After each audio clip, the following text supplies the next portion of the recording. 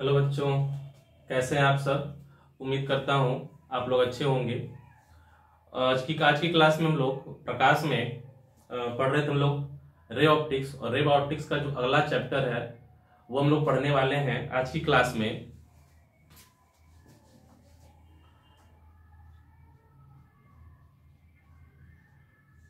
गोलीय पृष्ठों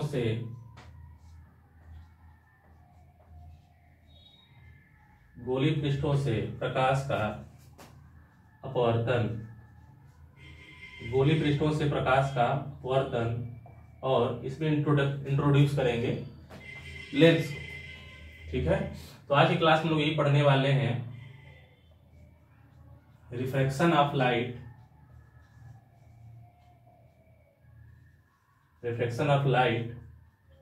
from spherical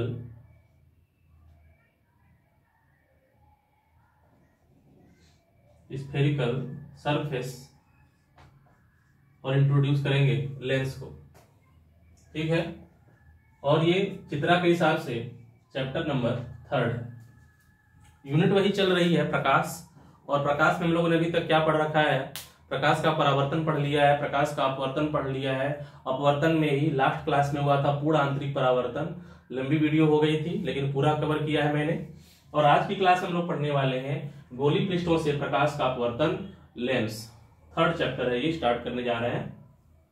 ठीक है ना, तो लेंस के बारे में इंट्रोड्यूस होंगे इस चैप्टर में, हम लोग परिचित होंगे इस चैप्टर में। और गोलीय पृष्ठों से प्रकाश का अपवर्तन मतलब कि कोई गोलीय पृष्ठ है और उससे प्रकाश का अपवर्तन कैसे होता है, क्या फॉर्मूला मिलता है, ये सब हम लोग पढ़ने वाले हैं। गोलीय पृष्ठ 2 प्रकार के होते हैं, अवतल गोलीय पृष्ठ होता है और एक उत्तल गोलीय पृष्ठ होता है। ठीक है ना, थोड़ी बहुत बातें आप लोगों को अवतल और उत्तल के बारे में कक्षा 10 से ही आपको पता होगी कि अवतल का मतलब क्या होता है, उत्तल का मतलब क्या होता है। उत्तल मतलब इंग्लिश में कहते हैं उसको कन्वेक्स सरफेस, और अवतल का मतलब होता है कनकेव सरफेस। ठीक है, तो गोलीय पृष्ठों से प्रकाश का अपवर्तन ये चैप्टर शुरू करने जा रहे हैं। तो लास्ट क्लास जिन लोगों ने वीडियो नहीं देखी है, जाकर उस वीडियो को देखो, पूर्ण आंतरिक परावर्तन, बहुत ही अच्छे से उसमें एक्सप्लेन किया है सारी घटनाओं को, मरीचिका वगैरह, ध्यान से उसको पढ़ लो, है ना।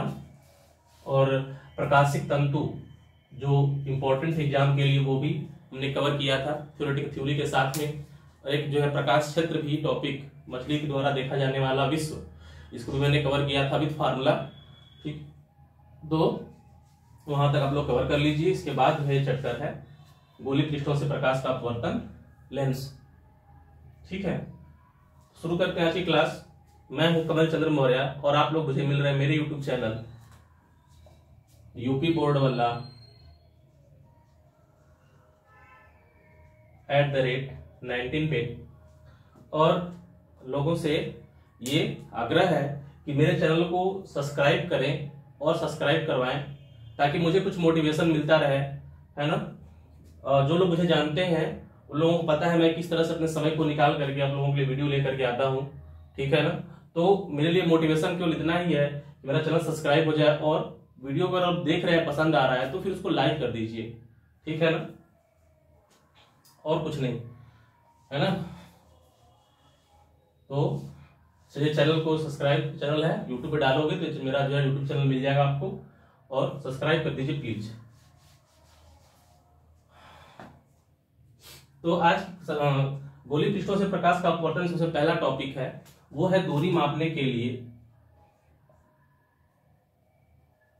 है ना,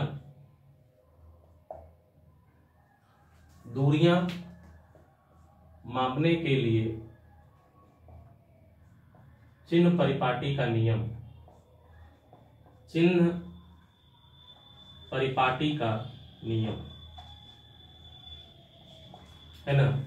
ये जो है सबके लिए काम आता है, उत्तल लेंस पढ़ोगे तब भी, अवतल लेंस पढ़ोगे तब भी, दर्पण पढ़ोगे तब भी, है, सबके लिए ये नियम काम आता है कि क्या लेते हैं चिन्ह। बहुत कंफ्यूजन होता है, प्लस माइनस, अगर आप लोगों ने क्लास 10 पढ़ा होगा तो बहुत लोगों के मन में ये चीज जो है रह जाती है, किसका चिन्ह कहाँ पे प्लस कब हो जाता है, यू का मान कब माइनस हो जाता है, फोकस दूरी कब माइनस हो जाती है, कब प्लस हो जाती है। तो ये कंफ्यूजन जो है समाप्त हो जाएगा अगर ये 4 नियम आप लोग देख लेते हो। तो इसके कुल 4 नियम है, हेडिंग बना लेना पहला कि दूरियां मापने के लिए चिन्ह परिपाटी का नियम, और उसमें सबसे पहला पॉइंट लिख लेना है ना। सबसे पहला नियम है कि प्रकाश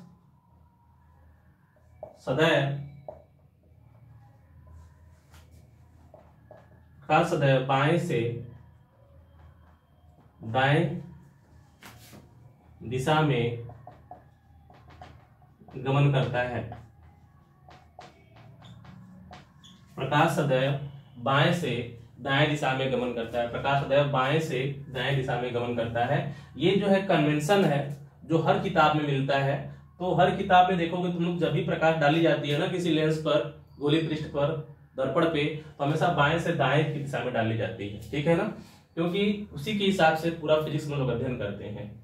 ठीक है, कोई लॉजिक नहीं है, ये सभी किताबों के लिए लागू होता है। कोई भी लेखक हो, सब लोग यही फॉलो करते हैं, इसी चीज को फॉलो करते हैं।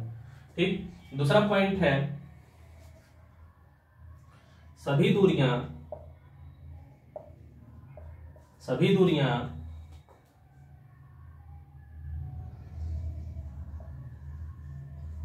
गोली पृष्ठ के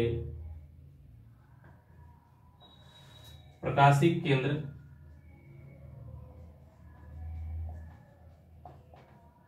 या लेंस के ध्रुव से मापी जाती हैं। दूसरा पॉइंट है, जो सभी दूरियां हम लोग मापते हैं ना, वो सभी दूरियां हम कहां से मापेंगे? भाई एक रेफरेंस पॉइंट चाहिए ना कि हाँ यहां से दूरी मापो। ठीक है, आपको और कोई कहता है कि दूरी मापो, ये दूरी माप दो, तो पूछोगे ना कहां से दूरी मापे। तो हमेशा अब जो व्यक्ति बताया कि हाँ यहां से दूरी मापो, तो जो बिंदु है ना वो क्या हो जाएगा? रेफरेंस पॉइंट हो जाएगा। वैसे ही लाइट में दूरी मापने के लिए हमेशा दूरी कहां से मापते हैं? तो अगर गोली पृष्ठ है तो प्रकाशिक केंद्र से मापेंगे, अगर लेंस है तो ध्रुव से मापेंगे। सेकेंड पॉइंट हो गया। थर्ड पॉइंट है, ठीक है, थर्ड पॉइंट है प्रकाश की दिशा में मापी गई सभी दूरियां धनात्मक,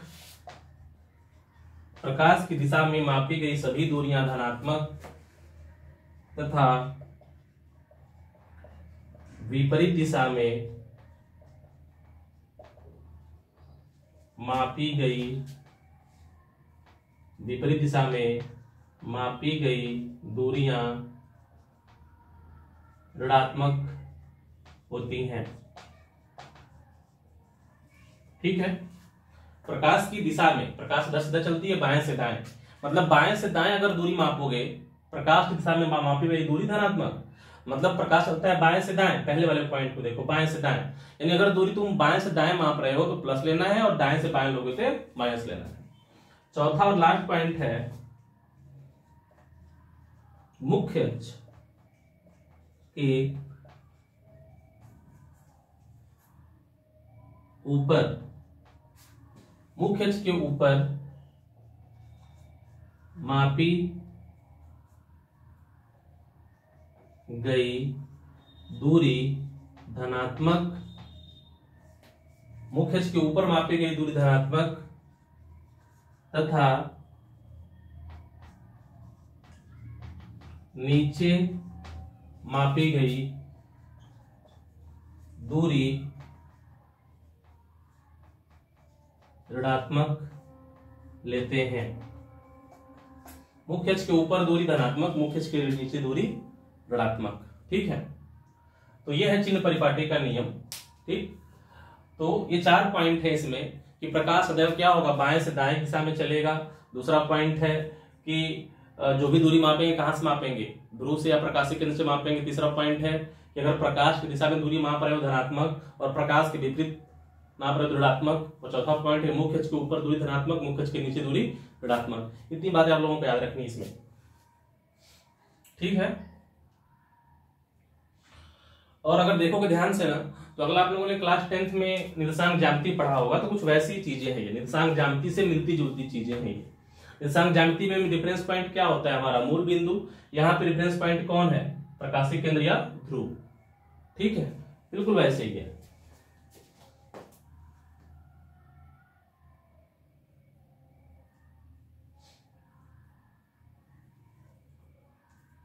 ठीक है, मिटा रहे हैं इसको।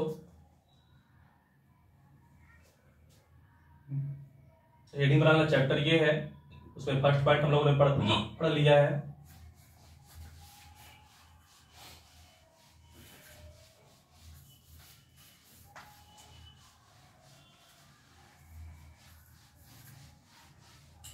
और अब है सेकेंड पॉइंट, जिसका आप लोगों को इंतजार है ना, वो इस चैप्टर में वो डेरिवेशन आ गया है जिसका आप लोगों को इंतजार है। ठीक है, वो है अवतल गोलीय पृष्ठ के लिए अपवर्तन का सूत्र।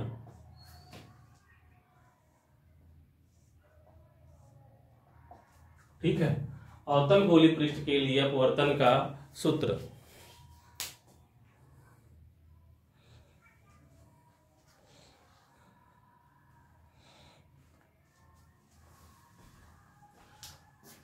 ठीक है बच्चों, अवतल गोली पृष्ठ के लिए अपवर्तन का सूत्र, और ये एग्जाम के लिए मोस्ट इंपॉर्टेंट टॉपिक है ये।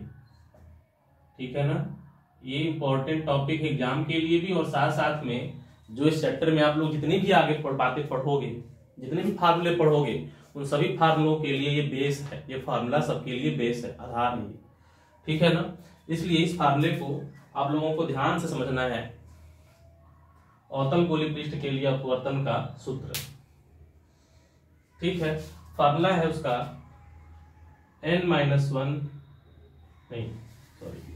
फार्मूला है n/v - 1/u = n-1/r।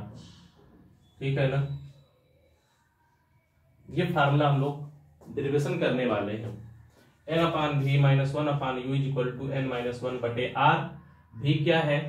प्रतिबिंब की दूरी, u क्या है? वस्तु की दूरी, r क्या है? वक्रता त्रिज्या।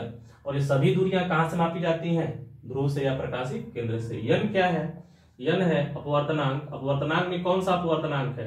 यह है सापेक्ष अपवर्तनांक। अपवर्तनांक दो प्रकार का हम लोग पढ़े हैं, निरपेक्ष और सापेक्ष। निरपेक्ष किसके सापेक्ष होता है? हमेशा हवा के सापेक्ष। लेकिन जो सापेक्ष अपवर्तनांक होता है किसी एक माध्यम का दूसरे माध्यम के सापेक्ष होता है। ठीक है, और एक हम लोग फार्मूला पढ़े थे सापेक्ष अपवर्तनांक का, 1n2 = n2/n1, वो यूज होगा, है ना। जैसे हम लोग पढ़े थे WNG बराबर, डेरिवेशन किए थे हम लोग इसका, WNG = NG/NW, या यहाँ पे ANG/NW ले लिया गया था। ठीक है ना, तो ये वाला जो फार्मूला का डेरिवेशन है वो हम लोग यूज करेंगे इसमें अपवर्तनांक के लिए। ये फार्मूला हम लोग ड्राइव करने जा रहे हैं। इसके चित्र को आप लोगों को ध्यान समझना है। अगर आप लोगों ने इसके चित्र को ध्यान से समझ लिया तो डेरिवेशन वहीं खत्म हो जाता है। ठीक है, थोड़ा इसका चित्र इंपॉर्टेंट है और थोड़ा सा इसका ज्यामिति इसमें लग रही है, वो बातें ध्यान देनी है। ठीक है ना, नहीं तो डेरिवेशन बहुत ही आसान है, बड़ा है, केवल लेंदी है, बाकी इसमें कुछ नहीं है, थोड़ी सी मैथमेटिक्स और अलजेब्रा। ठीक है, अवतल गोली पृष्ठ हम लोग जानते हैं। अवतल गोली पृष्ठ क्या होता है? जिसका पृष्ठ कैसा हो? झुका हुआ हो। और झुके हुए वाले पृष्ठ से क्या होगा? प्रकाश का अपवर्तन होगा। अगर प्रकाश का अपवर्तन कहां से होता है? झुके वाले, जो पृष्ठ झुका होता है, अवतल पृष्ठ उससे होता है, तो उसको हमको क्या बोलते हैं? अवतल गोली पृष्ठ बोलेंगे। ठीक है, तो ये है अवतल गोली पृष्ठ, है ना, जो गया अवतल गोली पृष्ठ। ठीक है ना, ये देखो दबा हुआ भाग है, ये उभरा हुआ भाग है, लेकिन इधर पूरा एक कांच है, यानी ये कोई सघन माध्यम है। इधर क्या है? कोई सघन माध्यम है, इसके भी ये सघन माध्यम है। और इधर क्या है? विरल माध्यम है। इधर विरल माध्यम है। इस विरल माध्यम का अपवर्तनांक मान लेते हैं n1, इस सघन माध्यम का अपवर्तनांक मान लेते हैं n2। ठीक है, तो ये अवतल गोली पृष्ठ हो गया, ये कांच हो गया। ये विरल कांच कैसा माध्यम होगा? सघन। और ये हवा है तो विरल माध्यम होगा। अब ये हो गया गोली पृष्ठ का प्रकाशिक केंद्र। ठीक है, और अवतल गोली पृष्ठ है इस अवतल गोली पृष्ठ का क्या होगा, एक वक्रता केंद्र भी तो होगा। तो ये हो गया उसका वक्रता केंद्र, ये हो गया इसका प्रकाशीय केंद्र P और ये इसका वक्रता केंद्र C। ठीक है, ये अवतल गोली पृष्ठ है, इस अवतल गोली पृष्ठ को भी नाम दे दो ZPZ डैश, है ना। तो एक अवतल गोली पृष्ठ जिसका प्रकाशीय केंद्र क्या है, P है, और उसका वक्रता केंद्र क्या है, C है। वक्रता केंद्र और प्रकाशीय केंद्र को मिलाने वाली रेखा क्या कहलाएगी, मुख्य अक्ष। तो ये क्या हो गया, मुख्य अक्ष। ठीक है, तो ये हो गया मुख्य अक्ष, है ना, ये हो गया मुख्य अक्ष। ध्यान से चित्र को समझ लो, केवल काम खत्म है इसका। विरल माध्यम, सघन माध्यम, अवतल गोली पृष्ठ हो गया, है ना। अवतल गोली पृष्ठ को नाम क्या दिया, ZPZ डैश। भाई गोली पृष्ठ है, तो गोली पृष्ठ जिस गोले का भाग होता है उसके केंद्र को क्या कहते हैं, वक्रता केंद्र। तो ये हो गया वक्रता केंद्र C। ठीक, अब देखो इसके सामने यहां पर, बल्कि थोड़ा सा और दूर, यहां पर एक बिंदु O है, यहां पर एक वस्तु रखी हुई है, बिंदु वस्तु रखी हुई है, बिंदु वस्तु छोटी सी वस्तु रखी हुई है। ठीक है, अब हमें इस वस्तु का क्या करना है, इस वस्तु का हमें प्रतिबिंब बनाना है। तो इस वस्तु का अगर हमें प्रतिबिंब बनाना है तो हमें क्या करना पड़ेगा, इस वस्तु से चलने वाली हमें 2 प्रकाश किरणें लेनी पड़ेंगी, है ना। किसी वस्तु का प्रतिबिंब बनाने के लिए कम से कम 2 किरणें चाहिए, अधिक से तुम जितना ले लो, लेकिन कम से कम 2 किरणें चाहिए, तभी हम किसी वस्तु का प्रतिबिंब बना सकते हैं। अब वो दोनों किरणें अपवर्तन के पश्चात जहां काटती हैं वहीं उसका प्रतिबिंब बनता है। ठीक है, यहां से इस वस्तु से चलने वाली 2 प्रकाश किरणें, अधिक से तुम 3 4 कुछ भी ले लो, लेकिन कम से कम 2 लेनी पड़ेंगी। अब दोनों किरणें इस लेंस से अपवर्तन के पश्चात जहां काटेंगी वहीं उसका प्रतिबिंब बनेगा। अगर वास्तव में नहीं काट रही हैं तो आभासी मिलेगा, और वास्तव में काट रही हैं तो वास्तविक मिलेगा। इसके बारे में लोग प्रतिबिंब के बारे में चर्चा हम लोग पहले चैप्टर में ही कर चुके हैं, आभासी प्रतिबिंब, वास्तविक प्रतिबिंब। ठीक है ना। तो यहां से चलने 2 प्रकाश किरणें हमें लेनी है। एक प्रकाश किरण ले लो इसी मुख्य अक्ष के समांतर, ऐसे एक प्रकाश किरण ले लो ऐसे। तो हमें पता है कि अगर ये प्रकाशीय केंद्र से कोई प्रकाश किरण गुजरती है तो वो क्या होगी, सीधे निकल जाएगी, इसमें कोई विचलन नहीं होगा। ठीक है ना, प्रकाशीय केंद्र से चलने वाले प्रकाश किरण सीधे निकल जाएगी, कोई विचलन नहीं होगा। तो पहली प्रकाश किरण हो गई। एक प्रकाश किरण और ले लेते हैं। ठीक है, ये प्रकाश किरण और हमने ले लिया, और ये जाकर के कहां टकरा रही है, मान लेते हैं A पर टकरा रही है। ठीक है, ये बिंदु क्या है, A, है ना। तो 2 प्रकाश किरण लेनी है हमें। एक ले लिया मुख्य अक्ष के समांतर जो सीधे निकल गई, एक ले लेते हैं प्रकाश किरण OA। अब इसका अपवर्तन कराते हैं, है ना।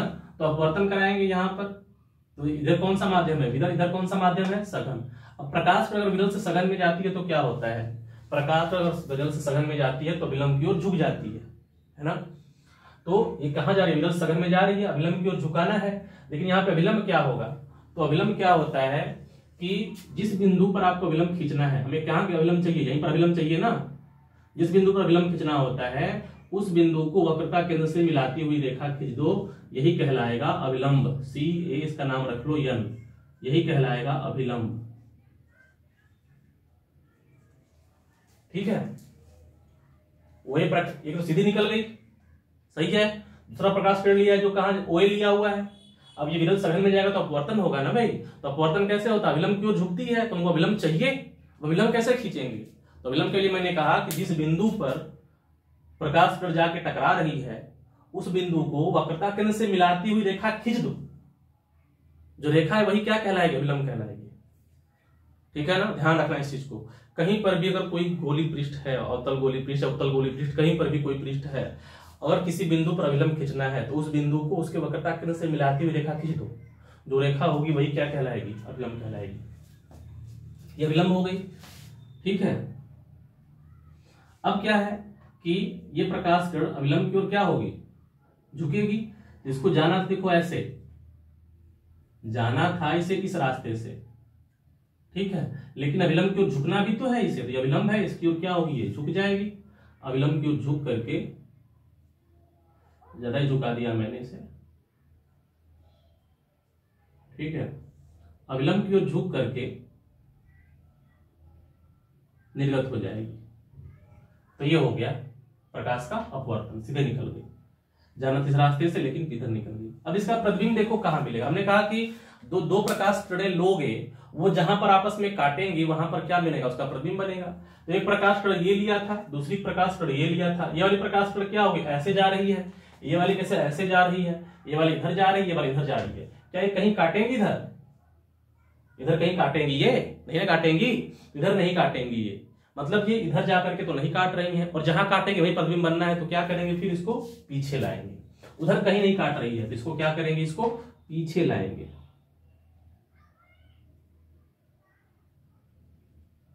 पीछे ले आएंगे। इस वाले प्रकाश को स्केल लेके पीछे ले आना, ठीक है। तो पीछे लाने पर यहां काट रहा है, तो देखो पीछे लाने पर ये जो प्रकाश किरण है पीछे लाने पर डॉट डॉट लाया है, और ये प्रकाश किरण दूसरी वाली है। अब दो ये वाली प्रकाश किरण और ये प्रकाश किरण पीछे लाने पर यहाँ काट रही है, तो यहाँ पर इसका प्रतिबिंब मिलेगा। लेकिन पीछे बढ़ाने पर काटा है डॉट डॉट से, तो इसलिए प्रतिबिंब कौन सा बनेगा, आभासी प्रतिबिंब बनेगा, ठीक है ना। तो ये आभासी प्रतिबिंब इसका बनेगा। यहां पे बात समझ में आई, ठीक है ना। एक अवतल गोली पृष्ठ लिया है जेड पी जेड डैश, इधर विरल माध्यम अपवर्तनांक n1, इधर सघन माध्यम अपवर्तनांक n2, ठीक है। इसको इधर ही लिख लो, अंदर ही लिख लो n2 एक वस्तु, और ये इसका प्रकाशिक केंद्र और ये इसका वक्रता केंद्र। वक्रता केंद्र प्रकाशिक केंद्र मिलान रेखा क्या कहलाएगी, मुख्य अक्ष। मुख्य अक्ष पर एक वस्तु रखी हुई है, बिंदु वस्तु वो रखी हुई है, इसका हमें प्रतिबिंब बनाना है। दो प्रकाश किरण चाहिए, एक सीधे निकल जाएगी, एक ओए लिया हुआ है, ओए क्या होगा, उसका अपवर्तन होगा। अविलंब चाहिए, अविलंब मैंने बता दिया कैसे खींचना है, जिस बिंदु पर अविलंब खींचना होता है उसको वक्रता केंद्र से मिला करके सीधी रेखा मिला दो, सीधी रेखा खींच दो, ये अविलंब कहलाएगी। अविलंब हो गया। अविलंब की ओर झुकना था, ऐसे जा रही थी लेकिन झुक करके इस तरह से अविलंब की ओर झुक कर गई है। अब ये दोनों कहीं नहीं काट रही हैं, इसका मतलब कि पीछे बढ़ाने पर कहीं काटेंगी। तो पीछे बढ़ाने पर कहां काट रही है, वाली प्रकाश के पीछे काटने, पीछे खींचने पर कहां काट रही हैं, आई पर। तो आई पर इसका प्रतिबिंब बनेगा आभासी, ठीक है। अब देखो ये तो है अविलंब, ये है अविलंब, ये है अविलंब, और ये है आपतित प्रकाश किरण। ये अविलंब, ये आपतित प्रकाश किरण। तो अविलंब और आपतित प्रकाश किरण के बीच में कौन सा कोण बनता है, आपतन कोण बनता है। तो ये कोण कितना होगा, आई, ठीक है। अविलंब और आपतित प्रकाश के बीच में कौन सा कोण बनता है, आपतन कोण बनता है, आई। और ये अविलंब CAN, और ये कौन सी है, अपवर्तित किरण। तो अविलंब और अपवर्तित किरण के बीच में कौन सा कोण बनता है, अपवर्तन कोण। किसे दिखाते हैं, R से, या तो R को ऐसे दिखा दो, ठीक है। और इसी को हमने क्या किया है, पीछे बढ़ाया हुआ है, इसी वाले प्रकाश किरण को पीछे बढ़ाया हुआ है। तो ये प्रकाश किरण और ये वाली देखो, सुनो ध्यान से, ये है, ये कोण किसके बीच का है, AN, और इसके बीच का। तो AN कौन सी है भाई, तो CAN, एक ही रेखा है ना, CAN एक ही रेखा है, ये रेखा हो गई। और इसको मैंने पीछे लाया हुआ है, तो ये वाला कोण कितना होगा, R होगा, ये शीर्षाभिमुख कोण से, ठीक है। ये है तुम्हारी अपवर्तित किरण, ये है अविलंब, ये है R, तो ये भी कितना होगा, R होगा। तो ये वाला कोण R, ये वाला कोण I। अविलंब और आपतित किरण के बीच में कोण आपतन कोण, और अविलंब और अपवर्तित किरण के बीच का कोण अपवर्तन कोण, और उसके पीछे लाने पर ये बना हुआ है, तो ये शीर्षाभिमुख कोण से कितना हो जाएगा, R हो जाएगा, ठीक है बच्चों। यहां तक बात समझ में आई है ना। तो यहां पे पहले लिख लेते हैं, चित्र के बारे में तुम लोग पूरा बाकायदा लिखना पड़ेगा, है ना। तो पहले लिख लेते हैं, इसको तुम लोग भी लिख लेना। माना ZP Z' एक अवतल है ना, एक अवतल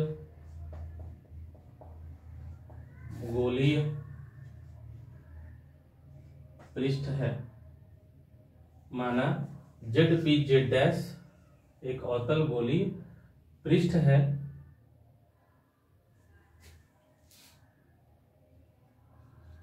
जिसका प्रकाशिक केंद्र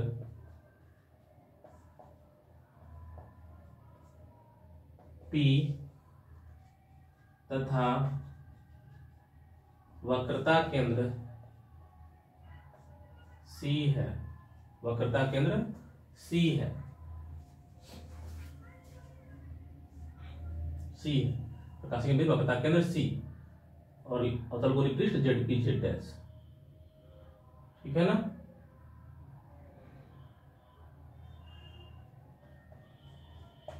गोलीय पृष्ठ सघन माध्यम तथा उसके बाहर, गोलीय पृष्ठ सघन माध्यम तथा उसके बाहर विरल माध्यम है, गोलीय पृष्ठ सघन माध्यम तथा उसके बाहर विरल माध्यम है, ठीक है। गोलीय पृष्ठ सघन माध्यम तथा उसके बाहर विरल माध्यम है, जिसके जिनके जिनके अपवर्तनांक क्रमशः है ना n2 तथा n1 है, सघन का n2 और n1 विरल का, ठीक है। गोलीय पृष्ठ का सघन, गोलीय पृष्ठ सघन माध्यम है, इसके बाहर विरल माध्यम है, इसका अपवर्तनांक n2, इसका अपवर्तनांक n1, ठीक है। मुख्य अक्ष, पूरा चित्र के बारे में लिख रहे हैं, जो बताया तुम लोगों को मैंने वही सारी बातें मैं लिख रहा हूं, है ना। तो तुम लोग भी इस तरह से लिख सकते हो, इसको रटने की जरूरत नहीं है, ये अपने से पूरा चित्र के बारे में मैं लिख रहा हूं जो मैंने किया हुआ है, ठीक है। और इसको अपने लैंग्वेज में लिख सकते हो, तोड़ के, रटने की जरूरत नहीं है। मुख्य अक्ष है ना, मुख्य अक्ष के बिंदु O पर, मुख्य अक्ष के बिंदु O पर एक वस्तु स्थित है जिसका प्रतिबिंब है ना, जिसका प्रतिबिंब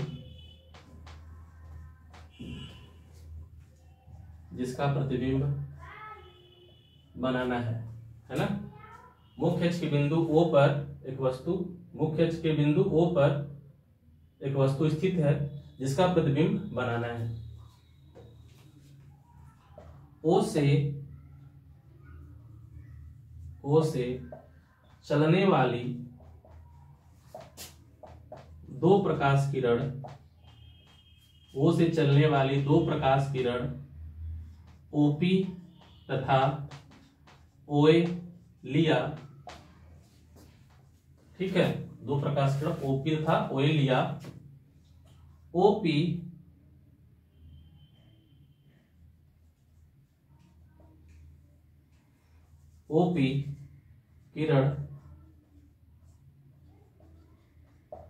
किरण प्रकाशिक केंद्र से होकर सीधे निर्गत हो जाती है, सीधे निर्गत हो जाती है। ओपी प्रकाश किरण मुख्य प्रकाशिक केंद्र से होकर सीधे निर्गत हो जाती है। ओए प्रकाश किरण, ओए प्रकाश किरण का ए से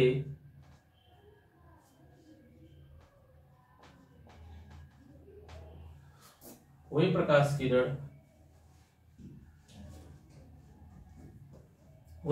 किरण विरल से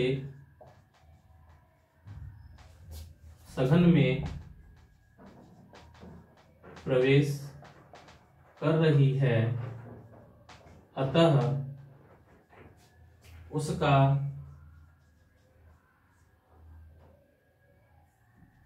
अपवर्तन ना, विरल से सघन में प्रवेश कर रही है, अतः ओए किरण अविलंब की ओर झुकते हुए, है ना, अविलंब की ओर झुकते हुए, अविलंब ऐसे लिख लो, अविलंब का नाम भी लिख लो, ओए किरण अविलंब CAN की ओर झुकते हुए निर्गत हो जाती है, निर्गत हो जाती है। ठीक है, वो एक प्रकाश किरण जो विरल से सघन में प्रवेश कर रही है, अतः वह अविलंब CAM की ओर झुकते हुए निर्गत हो जाती है। ठीक है, अब हमें क्या बनना है, प्रतिबिंब बनाना है। यहां तक नोट करो।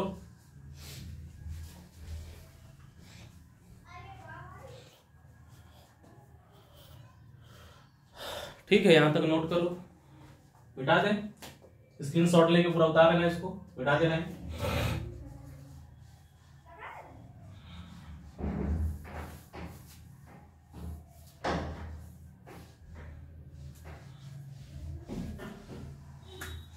आगे की कहानी देखो।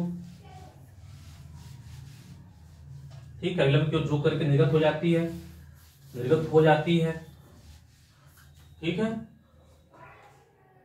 ये बिंदु निर्गत हो जाती है। प्रकाश किरण OA तथा OP, OA तथा OP कभी प्रतिच्छेद नहीं करेंगी, नहीं करेंगी। अतः OA को पीछे बढ़ाने पर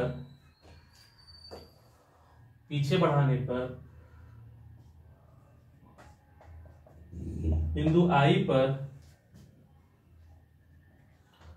आभासी प्रतिबिंब प्राप्त होता है ना। OA तथा OP कहीं प्रतिच्छेद करेंगी, तो OA को क्या किया मैंने, पीछे बढ़ाने पर I पर आभासी प्रतिबिंब प्राप्त होता है,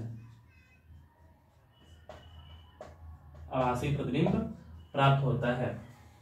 ठीक है, ये तो हो गई, प्रतिबिंब प्राप्त कर लिया, पूरी कहानी हो गई। अब सभी कोणों को दिखा दो, है ना, सभी कोणों को दिखा दो। तो आई वाला कौन सा कोण है, OAC।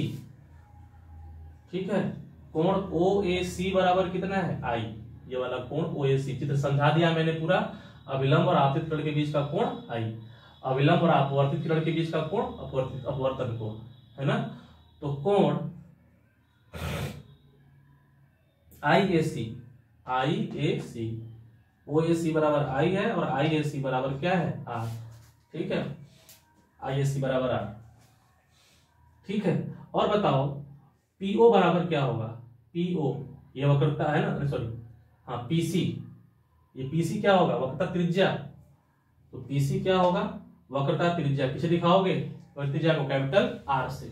लेकिन बच्चों में ध्यान से सुनो, दूरी कहां से मापते हैं, अभी हमने पढ़ा है चिन्ह परिपाटी का नियम। दूरी कहां से मापते हैं, प्रकाशीय केंद्र या ध्रुव से। और अगर दूरी किधर माप रहे हैं, प्रकाश किरण की दिशा में, तो किधर क्या होगी दूरी, प्लस। प्रकाश किरण के विपरीत नापेंगे, प्रकाश किरण किधर से किधर जा रही है, बाएं से दाएं। और दूरी यहां से ये वाली मापनी है, यहां से ये वाली मापनी है दूरी, ये वाली। तो कहां किधर नाप रहे हैं, दाएं से बाएं दूरी माप रहे हैं ना, तो वक्र त्रिज्या का चिन्ह क्या होगा, माइनस होगा। ठीक है ना, तो माइनस। और ये क्या है, PI क्या है, प्रतिबिंब की दूरी। ये भी क्या नाप रहे हैं, प्रकाश किरण की विपरीत दिशा में माप रहे हैं। तो प्रतिबिंब की दूरी क्या होती है, -V। PO क्या होगा, वस्तु की दूरी। ये भी क्या है, प्रकाश किरण की विपरीत दिशा में है, तो क्या हो जाएगा, -U। वस्तु की दूरी दिखाते हैं किससे, U से। ठीक है ना, यहां तक बात समझ में आई। अभी पूरा देखो चित्र के बारे में विवरण दे रहे हैं, अभी तो कहानी शुरू हुई ही नहीं डेरिवेशन वाली। ठीक है ना, एक चीज और मान लो इसमें। ठीक है, और मान लो जो ये वाला कोण है, ये वाला जो कोण है वस्तु के द्वारा बना हुआ, वस्तु है ना, यानी आपतित किरण और मुख्य अक्ष के बीच का कोण अल्फा मान लो। ठीक है, और अपवर्तित किरण और मुख्य अक्ष के बीच का कोण बीटा मान लो। और अविलंब और मुख्य अक्ष के बीच का कोण गामा मान लो। ठीक है, आपतित किरण, अपवर्तित किरण और ये अविलंब। तो ये भी मान लो, माना आपतित किरण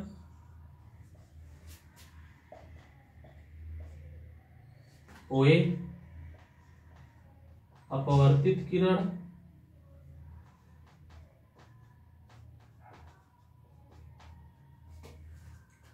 आइए तथा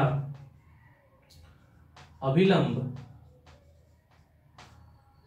सीए, अभिलंब सीए मुख्य अक्ष से क्रमशः अल्फा, बीटा व गामा, अल्फा, बीटा व गामा कोण बनाती हैं। ठीक है, ये भी मान लिया मैंने। आपतित किरण मुख्य अक्ष से अल्फा कोण, अपवर्तित किरण मुख्य अक्ष से बीटा कोण और अभिलंब मुख्य अक्ष से गामा कोण बनाती है। ठीक है, और यहां से लंब डाल दो मुख्य अक्ष पर, एम है ना। ए से मुख्य अक्ष पर लंब एम डाला। ठीक है, एम डाला और एम बराबर भी मान लो क्या, एच। एम बराबर क्या मानेंगे, एच मान लो इसे। और मुख्य अक्ष के ऊपर तो क्या लेना है, चिन्ह उसका प्लस। तो एम बराबर क्या मान लिया हमने, एच। यहां तक कर लो, यहां तक उतारो। ठीक है ना। अब ये पूरा इतिहास दिखा रहे हैं अभी डेरिवेशन के बारे में।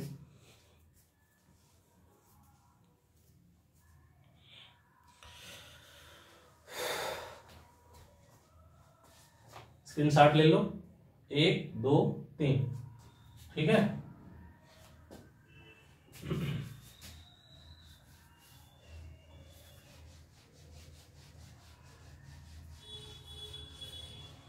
ठीक है ना। अल्फा, बीटा, गामा और एम बराबर एच। अब बहिष्कोण प्रमेय लगा दो। त्रिभुज ओ ए सी में, ओ ए सी में, त्रिभुज ओ ए सी में बहिष्कोण प्रमेय से क्या कहता है बहिष्कोण प्रमेय, कि बहिष्कोण के, ये देखो ओ ए सी के लिए बहिष्कोण कौन है, यही ना है गामा। ओ ए सी के लिए बहिष्कोण कौन है, गामा। बहिष्कोण क्या होता है, बहिष्कोण अपने समदूरस्थ अंतःकोण के योग के बराबर होता है। लोगों ने प्रमेय पढ़ा हुआ है क्लास 10th में, बहिष्कोण प्रमेय, है ना। 9th में शायद, 9th में किसी क्लास में पढ़ा हुआ है। ये जो बहिष्कोण होता है वो अंतःकोण के योग के बराबर होता है। मतलब अगर x है, ये y है और ये z है, तो जो बहिष्कोण होता है अपने अंतःकोण के योग के बराबर होता है। तो z बराबर x प्लस y, ये बहिष्कोण प्रमेय है। तो त्रिभुज OAC में बहिष्कोण जो है ना, एक्सटर्नल एंगल इसको कहते हैं। एक्सटर्नल एंगल जो गामा है वो अपने इंटरनल एंगल अल्फा और आई के सम के बराबर होगा। तो OAC में क्या होगा, gamma is equal to i plus alpha. ठीक है, यहां से आई का मान निकाल लो। आई बराबर क्या हो जाएगा, पक्षांतर कर दो तो गामा माइनस अल्फा। समीकरण नंबर 1 बना दो इसे। अब कहानी देखो शुरू है, कहानी शुरू डेरिवेशन की हो गई अलजेब्रा की। एक त्रिभुज ले लिया OAC, एक त्रिभुज ले लो IAC, त्रिभुज IAC में, और सेम प्रमेय लगा दो।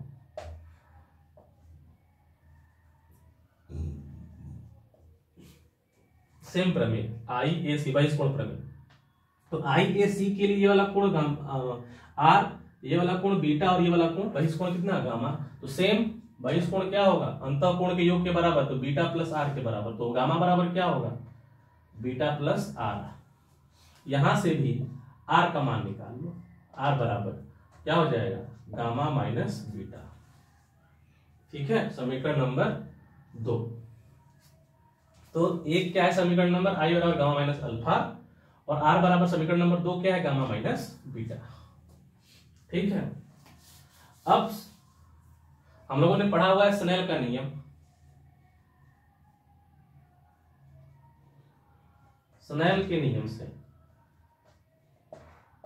क्या है, स्नेल का नियम कि ये पहला माध्यम है, ठीक है, और ये दूसरा माध्यम है।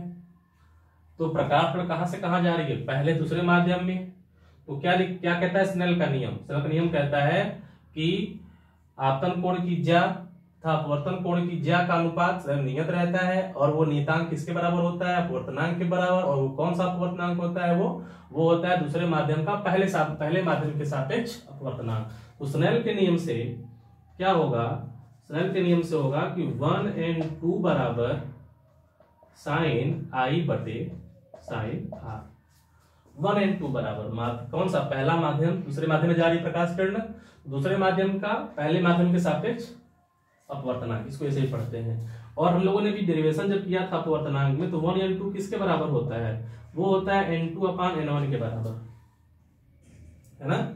स्नेल के नियम से ये हो गया। और 1n2 बराबर क्या होता है? n2/n1, और ये किसके बराबर हो जाएगा? साइन आई बटे साइन आर के, है ना। n2/n1 बराबर साइन आई बटे साइन आर, ठीक है। अब यहां पे एक चीज जो है क्या करनी पड़ेगी हमें?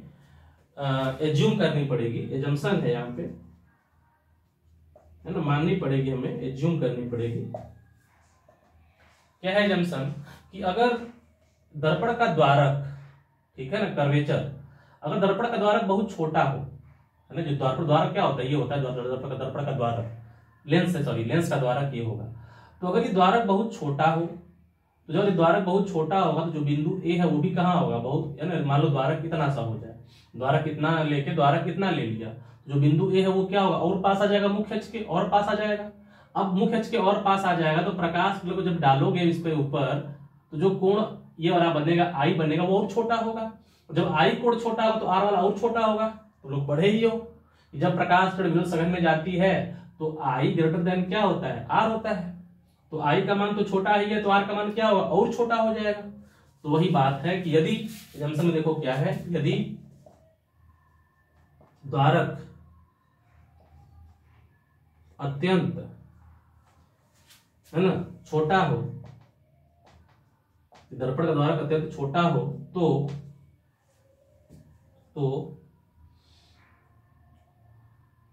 आई व, तो सबको लिख देने की बार में, तो आई, आर, अल्फा, बीटा, गामा का मान भी अत्यंत छोटा होगा, ठीक है। दर्पण द्वारक छोटा होगा तो आई का मान भी छोटा होगा, आई का मान छोटा तो आर का मान भी छोटा, फिर अल्फा का मान भी छोटा, और बीटा का मान भी छोटा, गामा का मान भी छोटा, सारे मान छोटे छोटे। इस कंडीशन में, है ना, इस कंडीशन में जब ये मान लोगे तो क्या होता है, जो साइन आई होता है उसका मान नियरली इक्वल हो जाता है आई के, ठीक है। और साइन आर जो होता है, सब देखो ये एक ही जगह लिख दे रहे हैं, ये जंक्शन है ना, जंक्शन लिख करके ये पॉइंट लिख लेना, ये वाले पॉइंट तो नीचे लिखा रहा हूं मैं, है ना। समीकरण नंबर 3 बना दो इसे। इस समझ में आया? समीकरण नंबर 1 बहिष्कोण, समीकरण नंबर 2 बहिष्कोण से, समीकरण नंबर 3 स्नेल के नियम से। अब इसको मैं थोड़ा छोटा करने जा रहा हूं, तो मैंने ये जंक्शन माना, तो साइन आई इक्वल टू लगभग, ये क्या है, नियरली इक्वल का चिन्ह, लगभग का चिन्ह है। आर ये भी क्या हो जाएगा? आर के बराबर। उतना ही नहीं, जो अल्फा है वो भी लगभग किसके बराबर हो जाता है? टेन अल्फा के। जो बीटा है वो भी लगभग किसके बराबर हो जाता है? टेन बीटा के। और जो गामा है वो भी लगभग बराबर हो जाता है टेन गामा के। इतनी बातें हो जाती हैं। तो सारे जंक्शन को मैंने एक ही जगह लिख दिया। किसी किसी किताब में इसको 2 जगह लिखा होता है, यहाँ पर साइन आई और साइन आर को लिखता है, और फिर एक जगह क्या लिखता है? Tan alpha, tan beta, ten gamma को लिखता है। लेकिन मैंने पूरी बात लिख दी एक ही जगह, जो भी जंक्शन है। समीकरण 1, 2 और 3 उतारो, और ये भी उतारो यहां तक।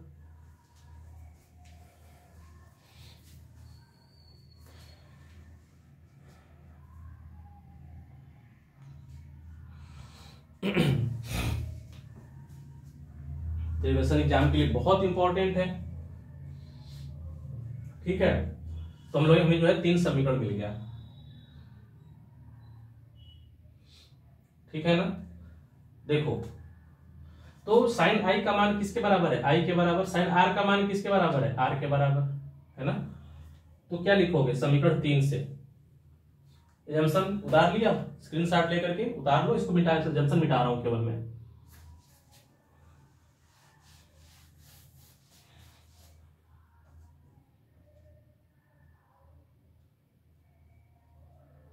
ठीक है, तो N2 अपन N1 बराबर क्या हो जाएगा, है ना, साइन आई किसके बराबर था, आई के, और साइन आर किसके बराबर था, आर के, आर के बराबर था। तिरछा गुणा कर दो, तो तिरछा गुणा करोगे तो क्या मिलेगा, N1I is equal to N2R, are को ऐसे ही बनाओ, N1I is equal to N2R, तिरछा गुणा कर दिया। अब I और R का मान समीकरण नंबर 1 और 2 से भर दो, है ना, समीकरण नंबर 1 और 2 से I का मान R का मान इसमें भर दो, तो क्या है, N1I, I का मान कितना है, I का मान है समीकरण नंबर 1 से गामा माइनस अल्फा, N2R, और R का मान क्या है, गामा माइनस बीटा। ठीक है, N1I इक्वल टू N2R, फिर इसमें अंदर गुणा कर दो तो क्या मिलेगा, N1 gamma minus N1 alpha बराबर N2 gamma minus N2 beta. ठीक है, गामा गामा को एक तरफ कर लो और अल्फा बीटा को तरफ कर लो, तो इसको जो है इधर भेज दो और इसको इधर ले आओ, है ना, तो क्या हो जाएगा, इधर आएगा तो माइनस से प्लस हो जाएगा, तो क्या मिलेगा, इससे पहले इसे लिख लो N2 बीटा, और ये कितना है N1 अल्फा, इसको उधर भेज दो जाके माइनस हो जाएगा, तो इधर क्या कितना है N2 गामा, इधर चल के क्या हो जाएगा माइनस N1 गामा। ठीक है, तो N2 beta minus N1 alpha equal to gamma, इसमें कॉमन है, क्या मिलेगा N2 माइनस N1। ठीक है, N2 माइनस N1। यहां तक बात समझ में आई। देखो क्या किया मैंने, समीकरण नंबर 1 बहुत ही आसान, बस पर चित्र थोड़ा सा इसका कठिन है, बाकी इसका अलजेब्रा तो बहुत आसान है। आई का मान निकाल लो, आर का मान निकाल लो, सरल का नियम लगा दो, एजम्पशन मान लो, साइन आई की जगह आई, साइन आर की जगह आर, तिरछा गुणा करना है, आई और आर का मान भर देना है, मान भरने के बाद गुणा कर देना अंदर, गामा गामा को एक तरफ और अल्फा बीटा को एक तरफ। इसके बाद क्या करोगे, एजम्पशन में और 3 बातें लिखी हुई थी, अल्फा का मान किसके बराबर, tan अल्फा के बराबर, बीटा का मान किसके बराबर, tan बीटा के बराबर, और गामा का मान किसके बराबर, tan गामा के बराबर, वो भी लिख दो, बिठा रहे हैं।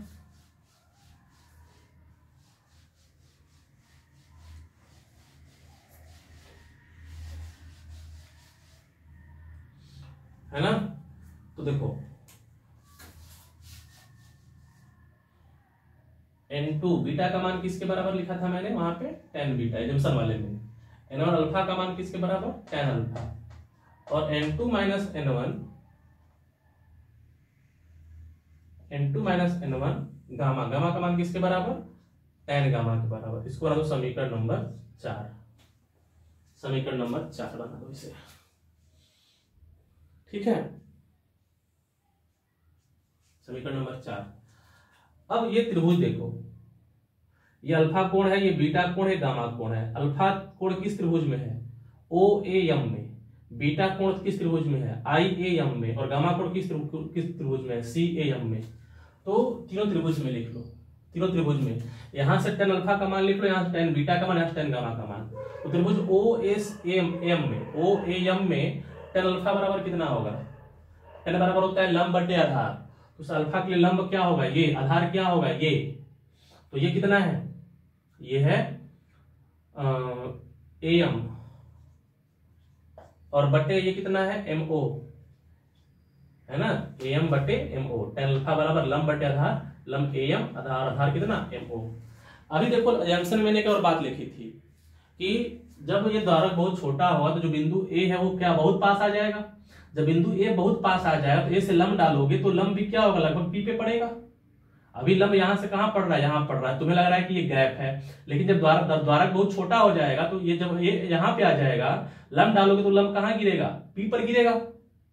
तो उस जंक्शन के हिसाब से, है ना, जो जंक्शन माना था हमने उसके हिसाब से क्या होगा, जो यम है वो कहां पर चला जाएगा, P पर, और अगर यम P पर चला गया तो क्या लिखोगे, AM की जगह पे क्या लिखोगे AP, और MO की जगह पे क्या लिखोगे PO, तो क्या हो जाएगा AP बटे PO, और इस AP का मान कितना है H, और पीओ का मान कितना है, अभी लिखा था मैंने माना वाले भाग में, पीओ का मान क्या है, वस्तु की दूरी माइनस यू, है ना। इसी प्रकार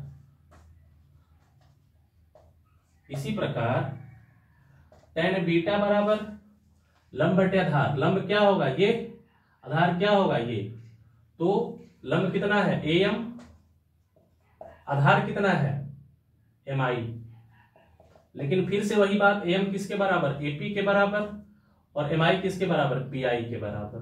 ap का मान कितना है h, और pi का मान कितना माना था माइनस v, तथा tan गामा बराबर इस त्रिभुज में ले लो CAM में, तो लंब बटे आधार, लंब कितना है AM, आधार कितना है MC, AM बटे MC।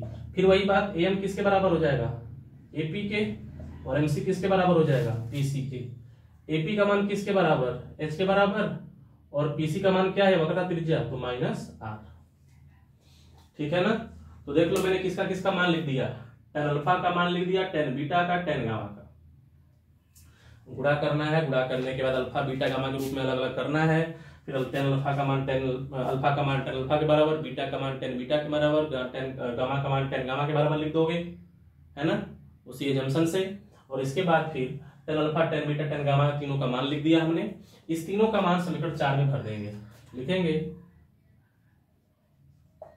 समीकरण 4 में tan अल्फा, tan बीटा तथा tan गामा का मान रखने पर, ठीक है ना, tan alpha, tan beta, tan gamma का मान रखने पर रख दो मान, यहां पर रखो पहले इनटू tan बीटा का मान ये है h बटा के minus v minus n1 tan alpha, n1 tan alpha का मान है h बटा के माइनस u बराबर n2 minus n1 tan gamma, और tan गामा का मान कितना है, ये है h बटा के माइनस r। ठीक है ना, ये रख दिया मैंने tan अल्फा का मान, tan बीटा का मान, tan गामा का मान। देखो माइनस माइनस माइनस तीनों खत्म हो जाएगा, ये वाला माइनस माइनस इधर, ये वाला माइनस खत्म हो जाएगा, तो क्या मिलेगा फिर। और देखो ध्यान से, यच इधर भी है, इधर भी है, ये सब यच कट जाएंगे और माइनस चिन्ह भी कट जाएगा, तो क्या मिला, तो ये मिला n2 बटे v माइनस n1 बटे u बराबर n2 माइनस n1 बटे r। ये है फार्मूला,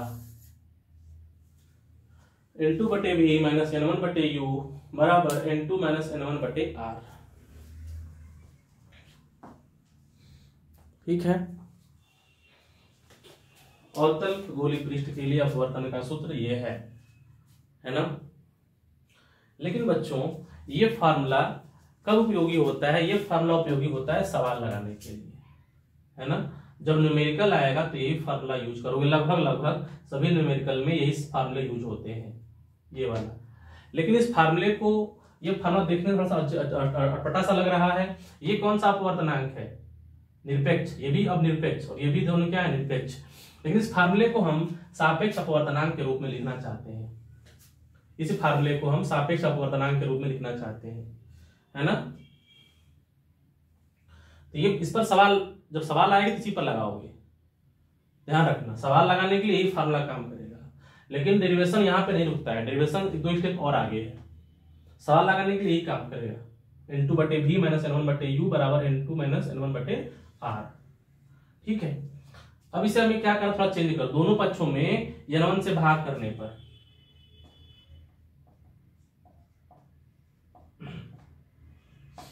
दोनों पक्षों में n1 से भाग करने पर, तो दोनों पक्षों में n1 से भाग करोगे तो क्या हो जाएगा, यहां हो जाएगा n2 बटे n1 बटे v माइनस n1 बटे u बराबर n2 बटे, है ना, बराबर n2 बटे n1 माइनस n1 बटे n1 बटे r। तो n1 कैंसिल, n1 कैंसिल। अब बताओ कि N2/N1 क्या है। N2/N1 ध्यान से देखो, समीकरण में 3 लिखा था स्नेल का नियम, तो वहां पर N2/N1 किसके बराबर लिखा था, 1N2 के बराबर। तो ये हो गया N2/N1 किसके बराबर हो जाएगा, 1N2/V माइनस, यहाँ कट गया, ऊपर 1 बचा बटा के U, और ये भी क्या होगा 1N2/R minus sorry N2/N1 1N2, ये कट गया है -1/R, ये मिलेगा, है ना। तो ये कौन सा अपवर्तनांक हो गया 1N2, ये हो गया दूसरे माध्यम का पहले माध्यम के सापेक्ष अपवर्तनांक, ये है सापेक्ष अपवर्तनांक, ठीक है ना। लेकिन अगर जो विरल माध्यम है वो हवा हो, या ये ना कह करके बल्कि ये कह लो कि इस सापेक्ष अपवर्तनांक को हम n से दिखा दें, 1N2 पढ़ने में थोड़ा सा लंबा लग रहा है ना। अगर इसे हम 1N2 के सापेक्ष अपवर्तनांक ही है ना, और इस सापेक्ष अपवर्तनांक को n से दिखा दें तो n/v माइनस 1/u बराबर 1N2 जब फिर कर देंगे n-1/r। फार्मूला किताब में यहां पर ला करके छोड़ा है, ठीक है। तो फार्मूला अगर प्रूफ करोगे तो यहां तक प्रूफ करना पड़ेगा, सवाल लगाने के लिए यहां तक काफी है। समझ में आया बच्चों, ये है पूरा डेरिवेशन, ठीक है, ये पूरा डेरिवेशन। चित्र कोई ध्यान समझना है, चित्र अगर तुमने समझ लिया ध्यान से तो बाकी कुछ भी नहीं है। आई का मान निकालना है, आर का मान निकालना है, स्नेल का नियम लगाना है, साइन आई साइन दोनों साइन को गायब करना है, त्रिज्या गुणा करना है, आई का मान भरना है, आर का मान भरना है, गामा गामा को एक तरफ, टेन अल्फा को अल्फा और बीटा को एक तरफ, अल्फा बीटा गामा का मान tan alpha tan beta ten gamma दिखा दोगे, और त्रिभुज से क्या करोगे फिर टेन अल्फा को हटा दोगे, टेन बीटा बढ़ा दोगे, टेन गामा बढ़ा दो, लंब बटा आधार का यूज करके हटाने के बाद फिर एच कट जाएंगे, माइनस माइनस माइनस कट जाएंगे, फार्मूला मिल जाएगा न्यूमेरिकल के लिए। और चेंज करना है इसको फाइनल डेरिवेशन के रूप में, तो क्या कर दोनों पक्ष में 1 से भाग कर दो, भाग करने पे जो निरपेक्ष अपवर्तनांक था वो किसमें कन्वर्ट हो जाएगा, सापेक्ष अपवर्तनांक में, और सापेक्ष अपवर्तनांक को 1N2 से दिखा, किसे दिखा दिया मैंने, n से दिखा दिया, ठीक है। यही है अवतल गोलीय पृष्ठ के लिए अपवर्तन का सूत्र, यही है अवतल गोलीय पृष्ठ के लिए अपवर्तन का सूत्र, नीचे लिख देना, यही अवतल गोलीय पृष्ठ के लिए अपवर्तन का सूत्र है। और सेम फार्मूला मिलता है उत्तल गोलीय पृष्ठ के लिए, बस केवल चित्र चेंज हो जाएगा, नहीं तो बाकी सब कुछ डेरिवेशन सेम है, सारे प्रोसेस भी सेम है, सारे सब कुछ सारी बातें सेम है। तो मैं आप लोगों के लिए क्या कर रहा हूं, केवल मैं फोटो बना दूंगा किसका, उत्तल गोलीय पृष्ठ के लिए, आप लोग डेरिवेशन पूरा करोगे अपने से, और सेम प्रोसेस फॉलो होगा, कुछ भी स्टेप चेंज नहीं है, जो जंक्शन इसमें था वही जंक्शन उसमें है, जो फार्मूला इसमें है वही फार्मूला उसमें है, ठीक है।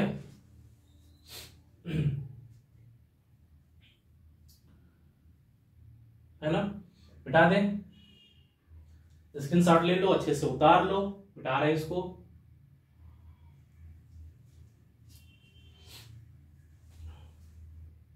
यन क्या है, सापेक्ष अपवर्तनांक। सवाल जब आएगी तो ये लगा देना, सवाल लगाने के लिए सवाल आती है बुलबुला वाली, इस पे कराएंगे सवाल, इसका अगले क्लास में इसका सवाल कराएंगे बुलबुला वाली, ठीक है। ओके, अब मैं जो है उत्तल गोलीय पृष्ठ के लिए चित्र बना दे रहा हूं, मिटा दूं,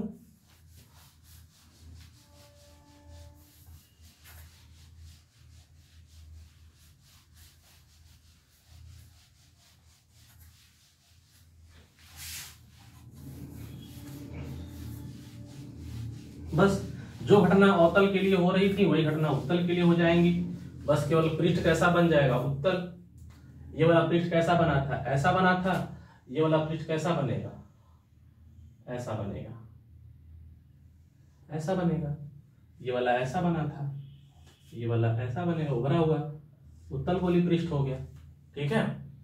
इसके बाद ये क्या होगा, इसका प्रकाशीय केंद्र, इसमें भी ये क्या था इसका प्रकाशीय केंद्र, इसका वक्रता केंद्र किधर होगा, इधर होगा ना, इसका वक्रता केंद्र इधर था, है ना, लेकिन इसका वक्रता केंद्र इधर होगा, अंदर होता है ना, वक्र के अंदर होगा ना वक्रता केंद्र, इसका वक्र के अंदर इधर होगा, इसका वक्र केंद्र इधर होगा, ठीक है। दोनों के साथ साथ में तुलना भी कर दे रहे हैं तुम लोगों के लिए कि दोनों का फोटो कैसे, मतलब दोनों में अंतर क्या है, फोटो में डेरिवेशन सेम आने वाला है।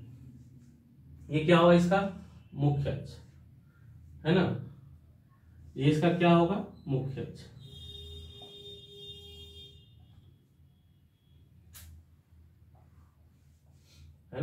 ये फोटो है उत्तल वाले के लिए और ये अवतल के लिए। अवतल के लिए बना चुके हो, लेकिन एक बार फिर से देख लो, कंपेयर कर लेना, है ना।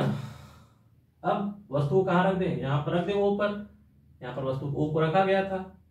इसके बाद क्या, दो प्रकाश कर जेड पी जेड डैश, इसमें भी दिखा देना Z P Z dash, same वैसे ही दो प्रकाश कर ले लो, एक ऐसे लो सीधे निकल जाएगी, तो सीधे निकल गई थी इसमें, और एक ले लो ओए, इसमें भी क्या लिया गया था, ओए, है ना, ओए।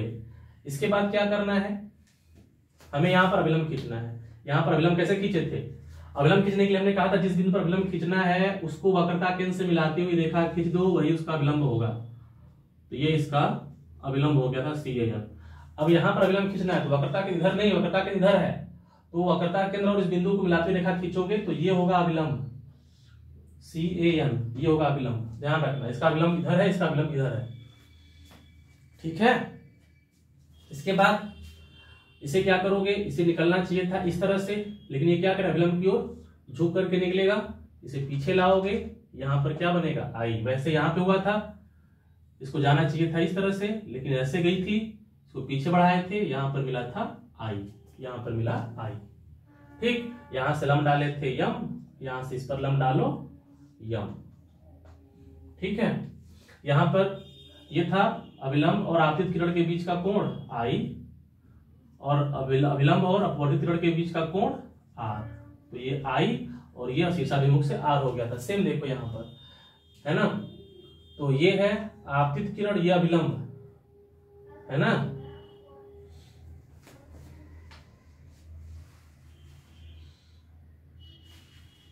तो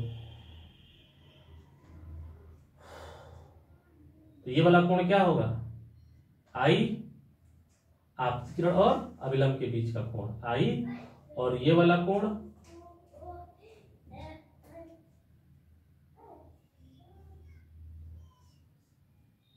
आर, ठीक है, सॉरी,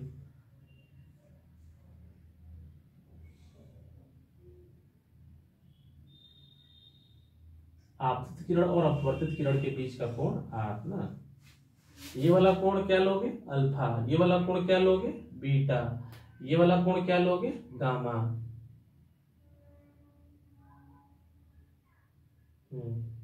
ठीक है। और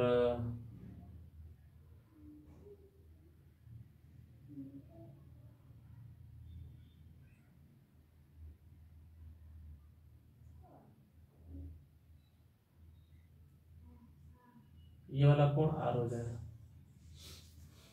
ये वाला कोण आई, ये वाला कोण आर। अभिलंब और आपतित किरण के बीच का कोण आपतन कोण, और अभिलंब और अपवर्तित किरण के बीच का कोण अपवर्तन कोण। बहिष्कोण पर में यहां पर भी लगाना है, बहिष्कोण पर में इसमें थोड़ा सा अलग लगेगा, है ना। ये आई है, आई बराबर कितना हो जाएगा, अल्फा प्लस गामा, और ये आर है, अल्फा बराबर क्या हो जाएगा, गामा, आर बराबर क्या हो जाएगा, बीटा प्लस गामा।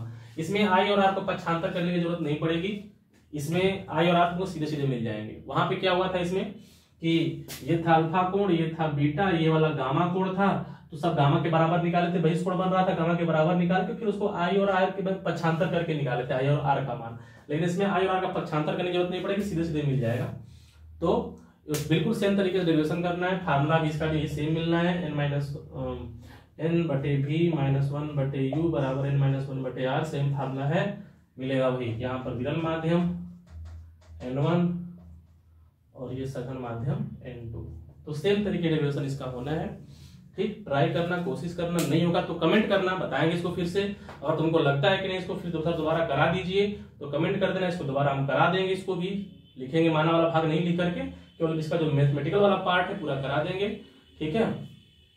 तो आज के इतना ही रहने देते हैं, है ना। और पढ़ाई करते रहो, एग्जाम पास में आने वाले हैं, खूब मेहनत करो, है ना। लक्ष्य बनाओ ढंग से, अच्छा परसेंटेज लाने का, एग्जाम बहुत पास आ गया है, और पीछे की रिवीजन करते रहो ढंग से, ठीक है ना। All the best.